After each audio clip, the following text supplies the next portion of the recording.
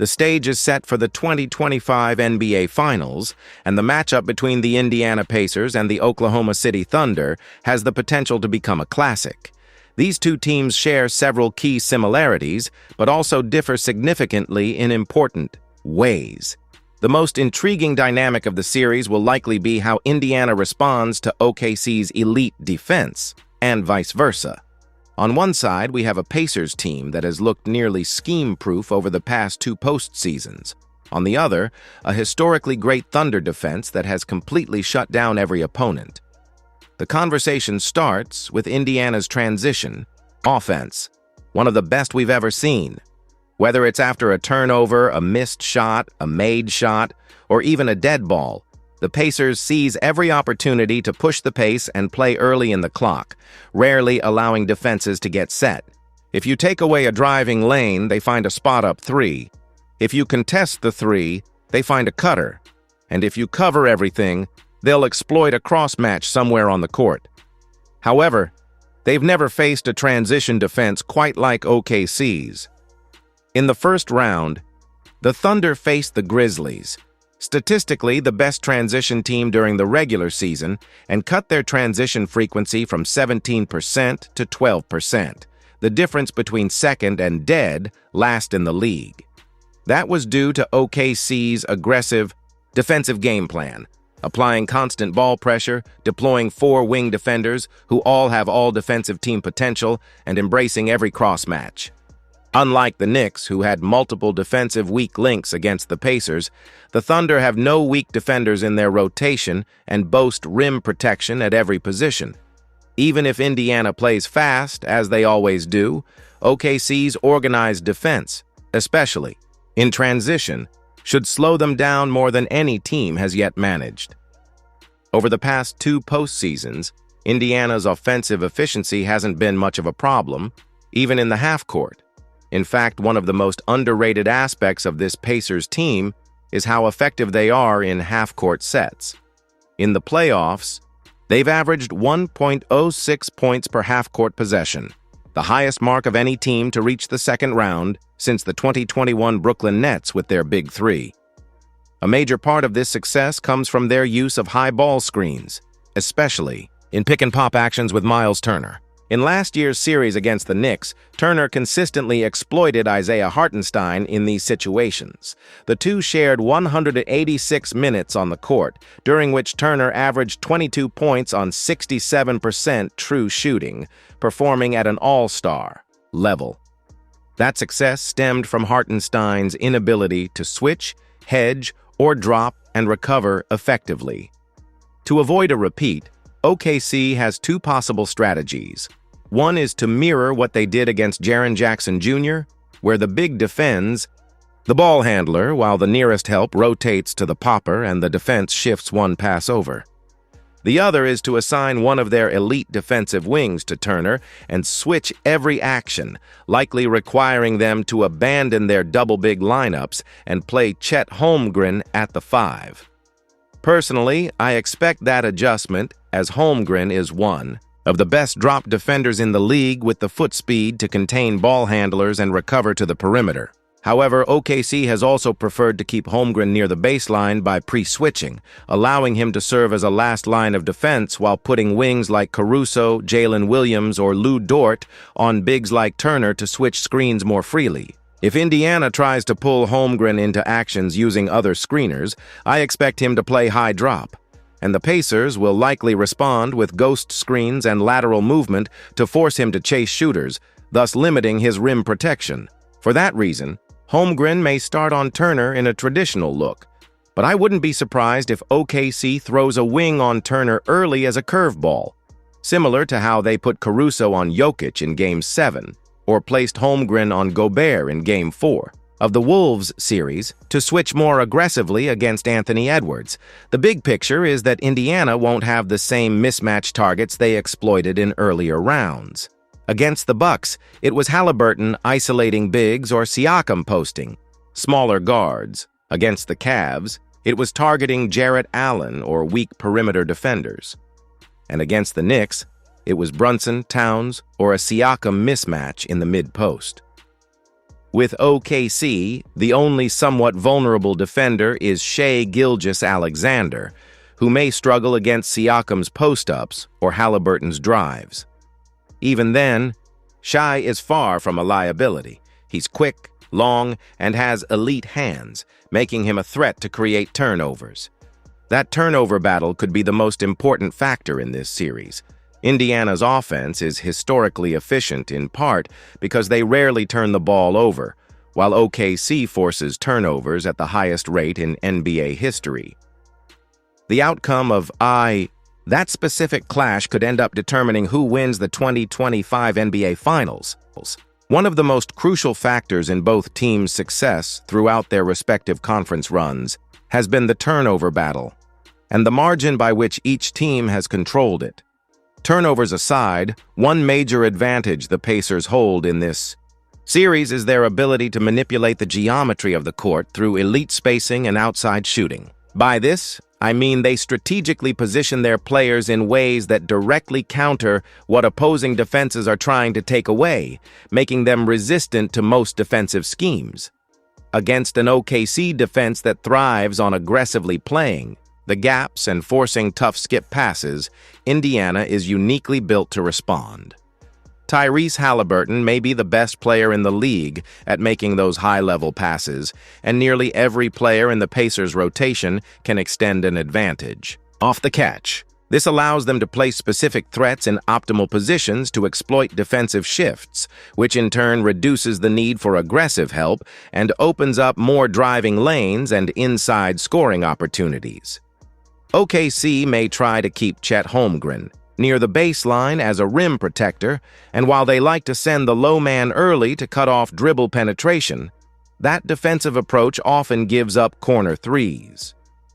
That's a problem, as Indiana has hit 47% of their corner threes in the playoffs and shows no signs of slowing down. This isn't the result of one or two hot shooters either. Among the 9 Pacers who've logged the most playoff minutes, only Ben Shepherd has made less than 42% of his corner threes, with some players reaching 50 to 60%. Because they have so many capable shooters, Indiana can always space both corners with legitimate threats, forcing OKC to think twice before sending help. Of course, all of that hinges on whether the Pacers can generate initial dribble penetration or create mismatches that demand help defense. That will ultimately define this series. As far as Indiana's offense is concerned, their top priority will be to consistently force defensive help and capitalize from there. To create offensive advantages, Indiana must look to involve Isaiah Hartenstein or Chet Holmgren in high ball screen actions, seek mismatches by switching defenders like Shai Gilgeous-Alexander, Isaiah Joe, or Aaron Wiggins onto Pascal Siakam, or generate early dribble penetration in transition. From there, they'll need to take care of the ball, ideally winning the turnover battle, and continue hitting their open corner threes at the elite rate they've maintained throughout the playoffs. On the other side, OKC's top defensive priority will be limiting Indiana's transition game, which begins with intense ball pressure and effective cross-matching. Applying aggressive, full-court pressure on Halliburton and making him work through physicality for all 94 feet could disrupt Indiana's rhythm. To avoid a repeat of Hartenstein being exposed by Turner, OKC may need to completely scrap their double big lineups. A viable adjustment could be placing a wing defender on Turner, switching every ball screen, and pre-switching off-ball actions to keep Chet near the baseline, limiting Indiana's pick-and-pop and spacing-based actions. OKC should also avoid having Shai, Joe, or Wiggins guarding Siakam, and instead focus on ball pressure and jumping passing lanes to generate turnovers. Crucially, they must avoid giving up corner threes, a vulnerability from earlier rounds that Indiana is fully equipped to exploit. The back and forth between Indiana's offense and OKC's defense may be the defining battle of the series, but the other end of the floor is just as important. Both teams share a key similarity. They are elite in transition offense, though. They approach it differently. OKC thrives through early isolation, especially via Shai Gilgeous-Alexander, whose ability to attack before defenses are set renders cross matches ineffective. There's hardly a defender in the league who can stay in front of him without fouling. The only real solution is having a fully set defense with help ready behind the ball. Fortunately for Indiana, defending transition is a team strength. Like the Thunder, they apply constant backcourt pressure, allowing rim protectors to retreat and establish position before the ball crosses half court. As a result, while OKC will still score in early offense, they're likely to be slowed down more in this series than they were in the Western Conference playoffs. In the half court, OKC will continue to rely heavily on Shai in isolation, which remains their offensive backbone. I expect Indiana's defense in this series to be more about disciplined execution than any rigid scheme or specific method of guarding actions. First and foremost, they'll need to ensure that either Andrew Nembhard or Aaron Nesmith stays on Shai Gilgeous-Alexander at all times, because the moment he gets a mismatch, the defense is in serious trouble. From there, they must focus on preventing Shai from getting deep paint touches without fouling, which is one of the hardest challenges any team can face. He's going to hit tough shots, just as Jalen Brunson did in the conference finals, where he averaged 31 points on 63% true shooting, and Indiana may have to live with similar production from Shai and consider it a minor victory. The bigger question is whether they can limit Jalen Williams, J-Dub, and Chet Holmgren.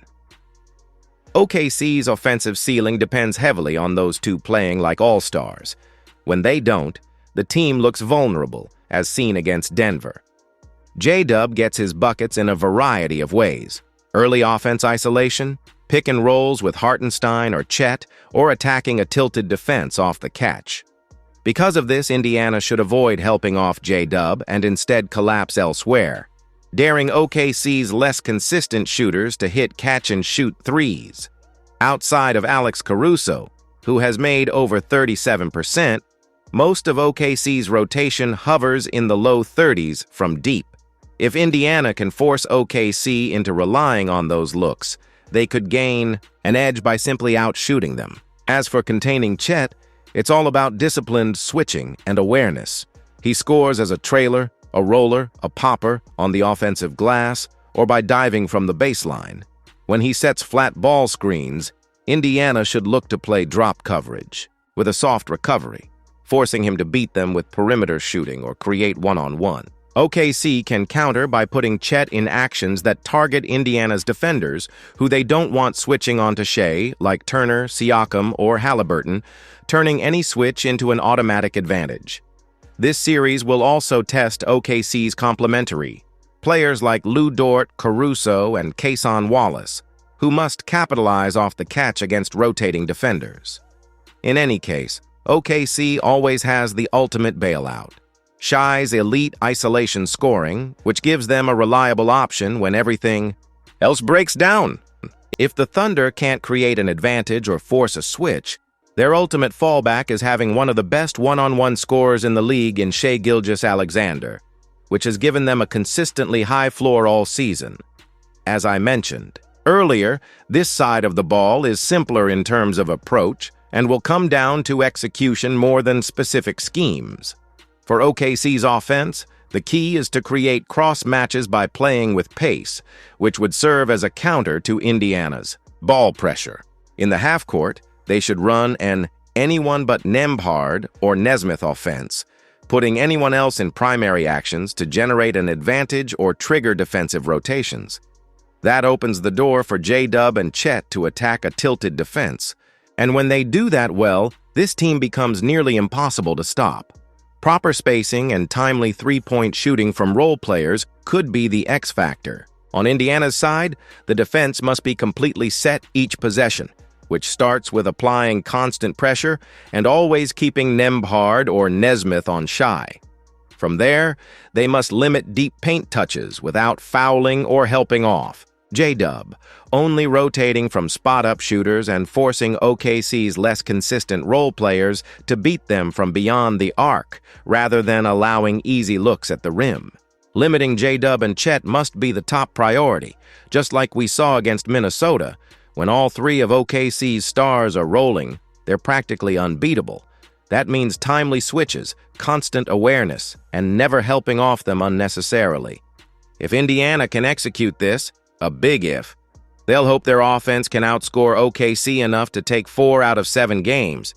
Ultimately, this series may come down to 2 critical categories that act as a Spark Notes version of this preview: turnovers and transition.